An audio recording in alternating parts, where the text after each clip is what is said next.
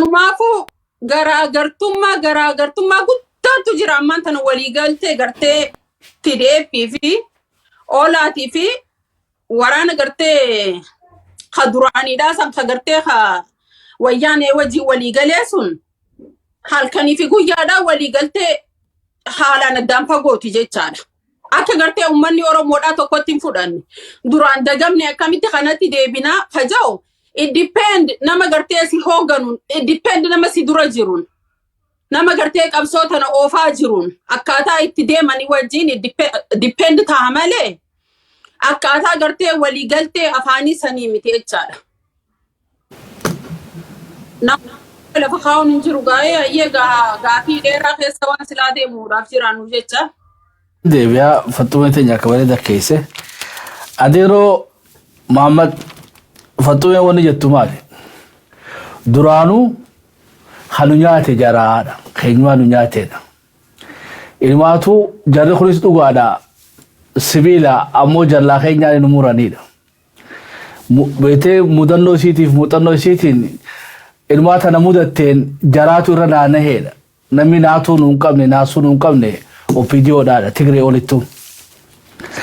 Kanaafuu waliigaltee arraa teenya tana afaanumatti beeytee OPDOn gabbaatee ummata kanamaa gurmuu godhatan nuun jaan hin qabanidha. Gaafinti amma bar waliin gallu bira hunnee jechuuki. Ijoolleen walitti beeytee dhangalaatee jirti. Walii gallaa fi waliin galluun gaa odoo isaan beeytee deessee jiranii malee arreega Shawaaroobi geenye immoo beeytee TDF fi WBOn walii galuu bira kutaniitu beeytee haraashii amma waliinuu qotaa jiranii. Gaafintiyya ummanni keenya dhugatti olola PP'dhaatiin bakka tana burjaaja'uu qabaahii jechuuyi. Walii galuu keenyaan godinaa walloodhaa bilisoonfanne. Ebargaa tafilfinnee akkamitti hojii gallaa waaniif dandeessi. Amma immoo waliigaltee keenya irraa bu'aan takka buufanne godinaan walloodhaa guuturraa guututti bilisoome. Shawaaroobiit Dabrasiinaa fi Dabra Biraanii nuwaa fi Rabbi jedhe. Gaafinti waliin dhufuu teenya tanaan jarri mijjaa tole moo hin tole mee adeeroo tanaan lomaa jettee jechuudha. Jarri kun walii kan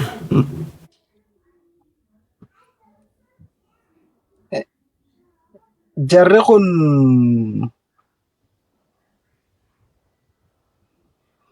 kami walii silaa WBO fi TDF hin baana. Isaan mijjaa tolanii jechuu keetiin amma isaan waliigalteen isaanii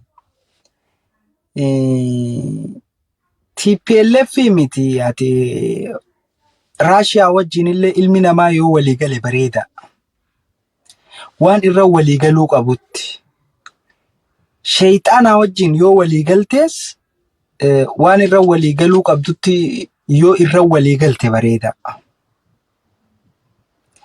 Yeroo waliigaltuus ammoo wal dhabninis ni jira jecha quba qabaachaa waan dhufu qati dhuqii if dhaggeeffachaa ejjeta miila keetii laallachaa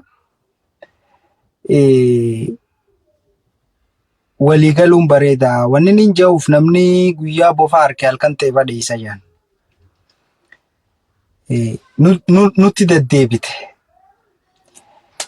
Kanaaf waliigaluun isi Oromoo fi Tigraay uumaa rakkoon qabu. Amma kun Oromoo fi Tigraay jechuudha. Waan torbaan takka irraa fudhatu guyyaa 2 fi 3tti akka irraa fudhatu godhama. Kun rakkoon qabu. Waliigaluun rakkoon qabu. Kun rakkoo miti. Isaan warri sirna nafxanyaa nama nyaatu haqaanyiin beeyne ha biyya namaatiin biyyatiyya ja'u ha araddaa namaarra dhaabbatee falmatu ha waan takka ifee hin qabne ha biyyattii san guutuu afaan takka amantii takka alaabaa takkaaniin bulche ja'u wajji waliigalu ha nama qaanneessu isaani malee Oromoo fi Tigroonni warra lafa isaa qotatee waan kana hin gootan ja'uudha malee kun waliigaluun isaanii gabaabdumatti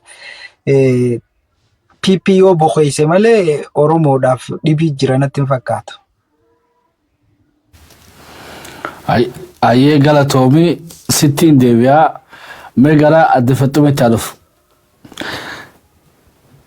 Waliigaltee amma tanaa itti waan tareefuu haaftee naa deemuu dandeessa.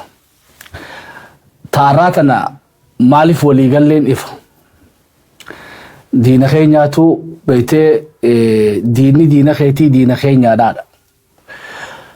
Mee saboota naa itti waan sanii diina kam hojii qabnaaf waliigallee jechuun amma tanaa itti waan sana akkamitti keenya amma taarraati dhugaa wal maddii keenya. Waliigalteen naa itti waan sanii taarraa abiyyiidhaan diina keenya jenneen ulachuutu abiyyiidhaan beektee miidhamnee hidhamnee gidiraa meeqa keessummachiifnaan dantaa waliin nu fidde. Walii tumsaa jira.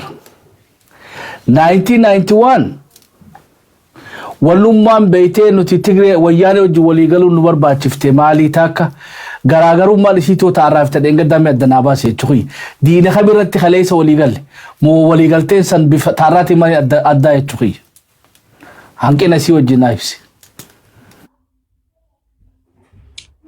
Hayyee gaa waliigalteen 90 takkaadhaa sanii. Akka namichi nu jee maaliin fuudhaa mitiin fuudhamee jee. Maaliin fuudhaa mitii jeeniin fuudhamee jaartii akka malee fuudheeti. Amma akkasii gaafa sanni gurguramne. Akkaataan itti gurguramne. Side effect isaatiin si hima. Gaafa san akkuma gartee waliigalteen sun jirtutti yoo bilisoomnu taate gaafa san bilisoomnee gartee mirga walqixxummaadhaa qabaannee achi dhaabbannu taate khasaaraa gurguddoodha turte. Karaa tokkoon side effect bareedaadha qabdii karaa tokkoon immoo gaafa san akka itti gurguramne waraana keenya ka'amata meeqa hidda mukaa nyaataadha dhagaa boraafachaadha. Yoo bineensi xiqqaan tokko nu jala bahe hammaan tana mana keenya kana seene ka'uu jennee iyyinu. Boofa gartee gaaraadhaa kan akkatti dhagaa kana jala akkatti deemu harkaan qabaa irraa darbaadha. Waraana jechuun taphaa miti. Waraana tokkos barsiisuudhaaf. Waraana jajjabee akkamiidha kana kaarraan tan gartee OPDO'n waraana kiyyan barsiisa jettee bakka itti barsiistu fi yeroo barsiistu hin qabdu malee akkatti waraana samii keessa deemu kagartee ifiifuu xayyaara kana bar meeshaan osoo hin ta'in ifiifuu buusu kana. Waraana akka yaadataa bariisoo rabbi rahmata haa godhuu fi ka Tigreen kabajaa isaatiif yaadataan bariisoo karaa kanaan dhufee rasaasa ittiin dhahinaa jedhu. Yaadataan bariisoo karaa kanaan dhufee rasaasa ittiin dhahinaa jiru. Gootni akkasiidhaa san waliigaltee kana hin barbaanne. Kagartee nama kophee haayyateeti yaadataa bariisoo kophee haayyateeti horofa keessatti ka horofni kun jiru kophee ilaasii kana haayatee waraana meeqa qaba abbaa cibirraati. Galamsootti dhufee mee jeen ummata waraana tokko tokkoon mee meeshaan uuffannaadhaa jeen ammas waraanni kiyyas raashina barbaadaa meeshaan uufannaa jennaa waraanni tokko maal jaan. Yaa bootan ammaan tana ol jabeeffachuudha qabnaa asirraa baasuu hin qabnu waanuma qabdu qusadhuu jaaniin. Waan qabdu qusadhu jennaan yaadataa bariisoo badi rabbisi haa balleessuu jaaniin. Kopheedhaan firaasha rakoortaa firaasha namni irra taa'urra jennaan. An firaashaa fi lafaa waddan beeku jennan firaasha laalle sammuun tiyya gartee waraana kiyya bira na jirti. Waraanni kiyya yoon hin dafee raashinaa fi rasaasaan dhaqqabuu baate na jalaa dhumani. Amma jennaan akkasitti gartee lakkii wanni akkasii hin jiru hin kenninu jaaniin galamsoo mana aayoomaa sanitti nyaataa fi midhaan waan qabaniif rasaasa dhoowwatanii yaadataa bariisoo deemee mudhii jibritti.